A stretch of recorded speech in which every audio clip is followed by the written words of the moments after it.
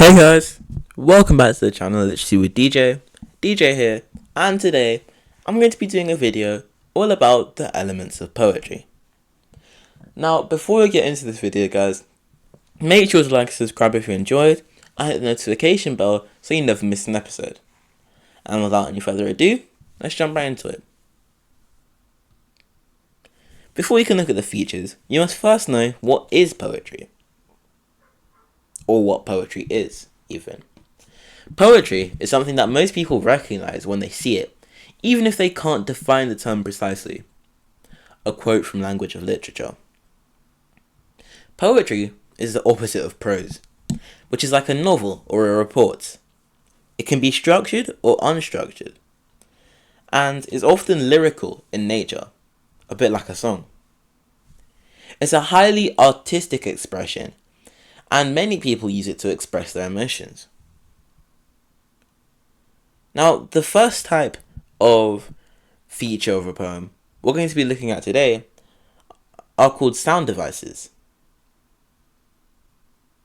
These affect how the poems sound. And the first one we're looking at is alliteration. Alliteration is when you use words with the same vowel sounds close together in a sentence or phrase, like a weird wobbly wingnut, or a psyched cyclist circling the cylinder track. We also have consonants. Consonants is the use of words with the consonant sound within or at the end of words, a bit like alliteration, but with consonants specifically. In this sentence, she feared he'd have a weird beard. Feared, he'd, weird, and beard are all forms of consonants because they all end in D. Another form of, you could say, a form of alliteration, similar to consonants, is assonance. In this example, raise and pays and plays are all forms of assonance. Assonance is when you use words with the vowel sound within or at the end of the words.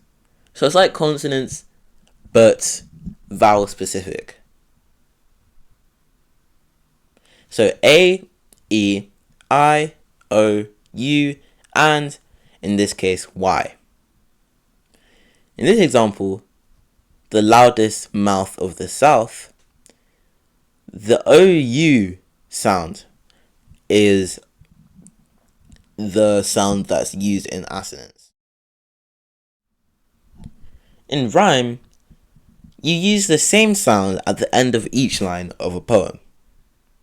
As you can see, with most of these sound devices, it's using similar or even the same type of sound in a short phrase.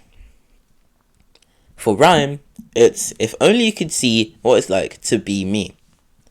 See, be, and me all rhyme. Alternating rhyme can create rhythm. Like in this example. Funny it seems, but by keeping its dreams, it learned to breathe fresh air. Long live the rose that grew from concrete when no one else ever cared. A rhyme scheme is the pattern of rhyme in a poem. Letters are used to show similar rhymes. For that first example, because see and be me all rhyme, and there are only one type of rhyme, each line would both be A. But in our second example, the first and third lines don't rhyme with anything else. But the second and fourth, fresh air and ever cared, rhyme, so they'd be B and B. Now, let's take a look at figurative language. One of the first types of figurative language we're going to be looking at are similes. Making a comparison between two unlike things using the words like or as would be using a simile. In this example, life is like a box of chocolates. you'll never know what you get. It's comparing life to a box of chocolates, using the word like.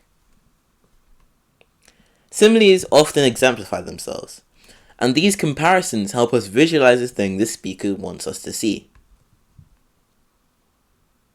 Metaphors are a lot like similes, but they're literal. They directly compare two unlike things. Instead of saying life is like a box of chocolates, you would say life is a box of chocolates. Or she is stone cold. Metaphors can have hidden meanings and need to be interpreted. Like similes, they help the reader visualize or sense things in the text. We also have imagery. Imagery is when you create vivid images through sensory details. Descriptions that require the reader to use all 5 of their senses. Through descriptions, you can get people to use their sense of sight, hearing, smell, taste, and touch. It actively involves the reader as they can imagine better the scene the speaker is setting. The purpose in imagery is to create a mood or to better describe the scene. We also have personification. Personification is when things like animals and objects are given human qualities, like the sun, a mouse, or a car. None of these are human, but we can relate to human actions and emotions, so speakers will often use personification to make an object more relatable. We also have symbolism. Symbolism is the use of symbols to convey a complex theme or idea. They can be real things, words, or people that represent the idea or theme. They come from our preconceived notions or even stereotypes of things, known as schema. In this example, a snake can commonly be associated with evil or the devil. A clover is often representative of luck. Things that repeat or reappear in a text are often examples of symbolism. Finally, we're going to be looking at rhythm and form. But first, let's look at form. Form is the physical arrangement of the words in a poem. The words in a poem are separated by a line break, and those chunks of sentences, you could say, are known as stanzas. Each stanza usually speaks to an idea, a bit like paragraphs in prose writing. Remember, prose is like a novel or an article. Free verse, which is a type of poetry, has no form, like haikus, sonnets, cinquains, acrostic poems, limericks, concrete poems.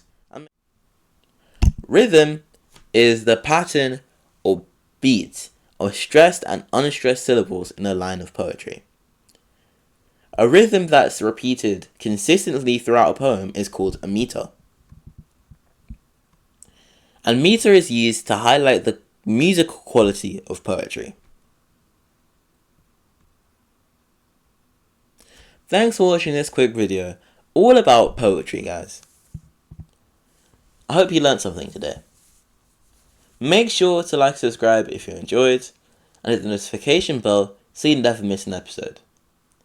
Have a great rest of your day, wordsmiths, and this is DJ signing out.